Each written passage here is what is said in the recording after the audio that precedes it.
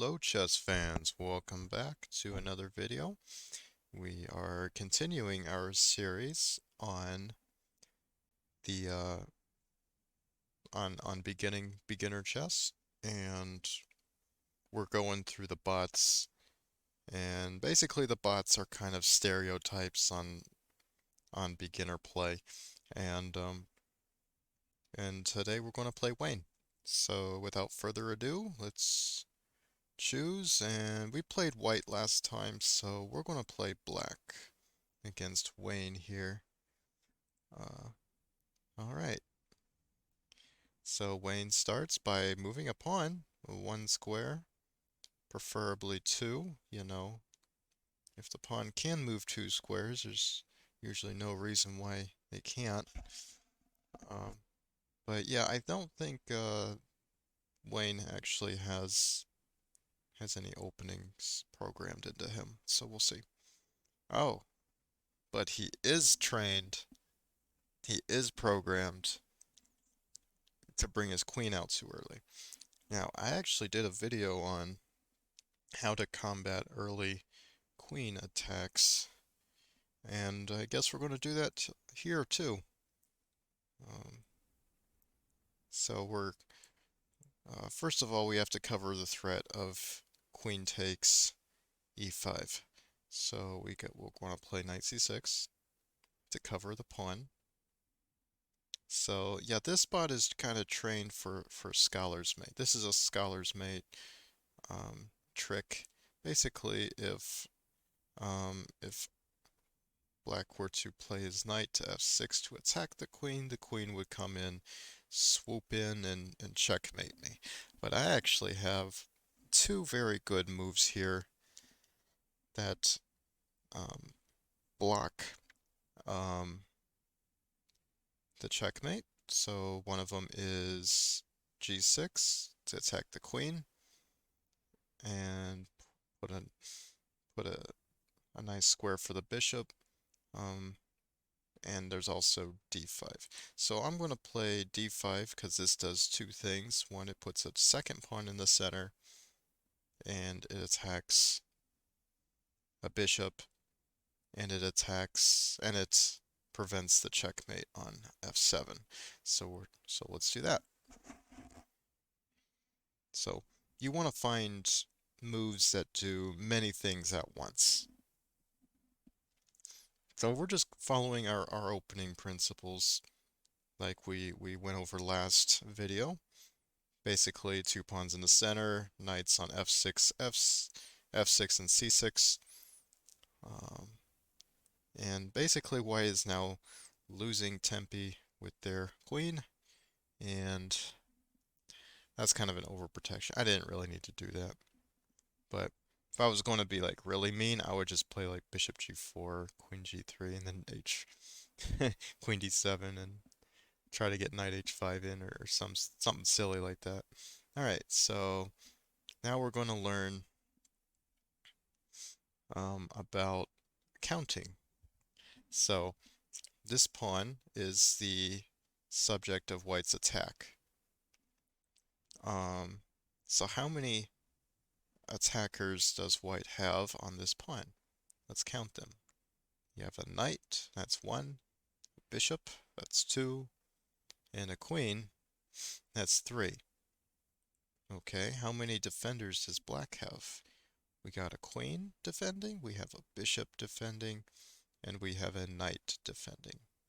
So what that means is white is not going to be able to capture this pawn because in a case of equal amount of attackers versus defenders, defenders always win. So in this case, black will win the exchange and be up a piece if Wayne decides to capture. So we're going to develop our piece just to a normal square, and Wayne undevelops the knight back to d1. You usually don't want to do this like willingly unless you're forced to. And basically white is just playing all the way back. Black has the entire center, and black is now castled, and Now we're just going to say, okay, now what? All right, doing some similar Martin-like things that we found in the last, um, like in the last match. I want to play Queen D7 to try to set up something like a. Um, I'm going to try to set up an attack against this queen. King F1. I think these moves are kind of just random at this point. So I'm going to attack. And oh, and moves a pawn and does not see that their queen is being attacked. So black just takes the queen. uh, like how when you take his queen, it's just he just goes hysterical. All right, I'm going to take space. So how do you win when you're up a lot of material? Um, you take space, you exchange pieces, and you can grind them out to an endgame, or you just attack the king. So we're going to attack the king since our pieces are aggressively placed. So like this. Wish I could get that knight away from this f2 pawn. Uh, let's just put pieces towards going towards this king. Uh,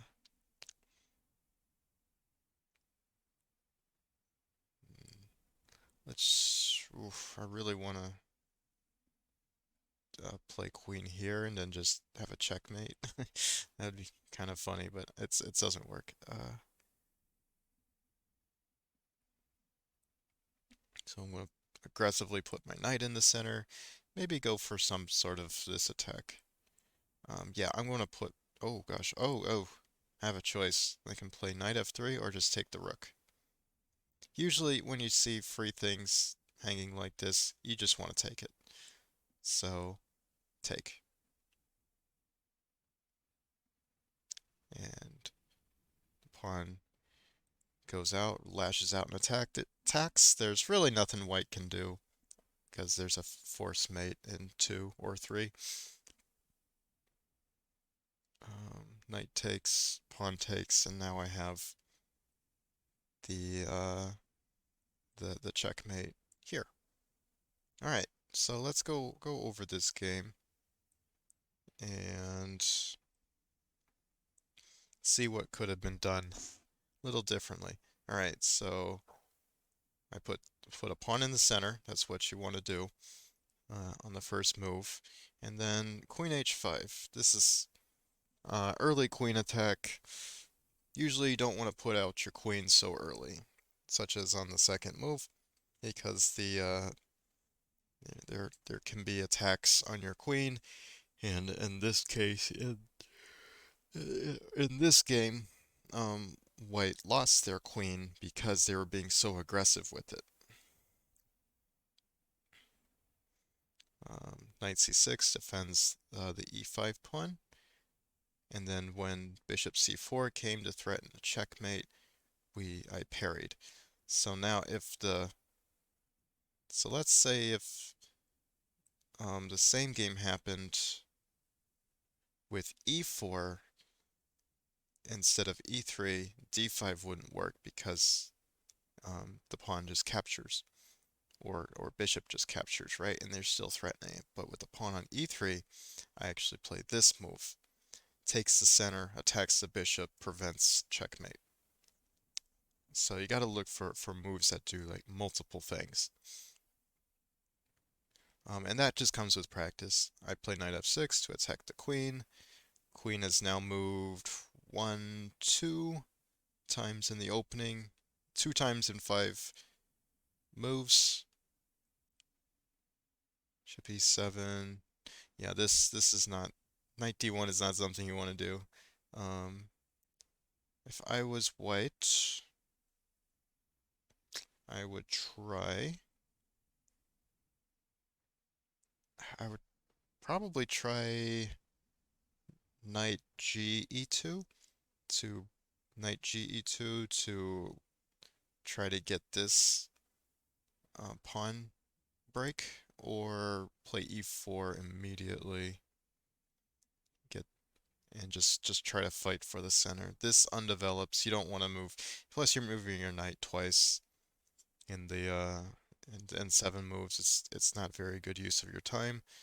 I've moved each piece once and each pawn once, and I've castled, and I'm now fully ready for combat. So basically, you in the opening, you can't you can't really fight unless you're ready for war, right? You gotta put on your chest plate, you gotta put on your leg guards, you gotta put on your cup, you gotta your helmet. It's kind of like that. You wouldn't joust without a lance, like, right? So if because otherwise that just kind of defeats the whole purpose of jousting, right? Um, or another good example is trying to joust without a horse. Well, if you don't have your horse out, how are you going to joust? It requires a horse.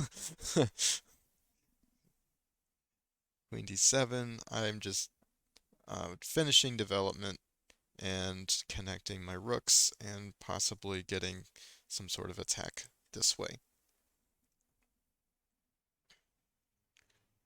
I now attack the queen again, and white ignores the threat, and I snap off the queen.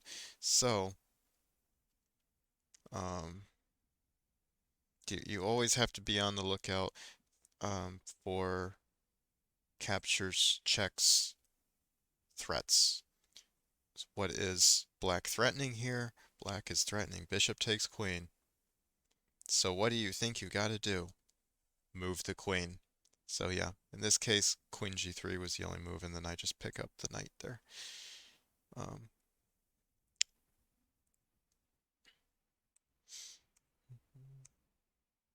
Recaptures, and then I take space, and then I go for an attack on the king. King moves. All the pieces, all of white's pieces are just basically on the back 2 rows here, which is pretty sad. Um, Rook there, knight trying to get in, infiltrate. White made a weakness. I took the rook, and then I forced a checkmate. Um, so yeah, that's the game, and I hope you found this video mildly entertaining. Um, if you enjoyed the content, please subscribe and be notified of future videos. But that's going to be it for me today. I'll be signing off now. Take care for the rest of your day. Thanks. Bye bye.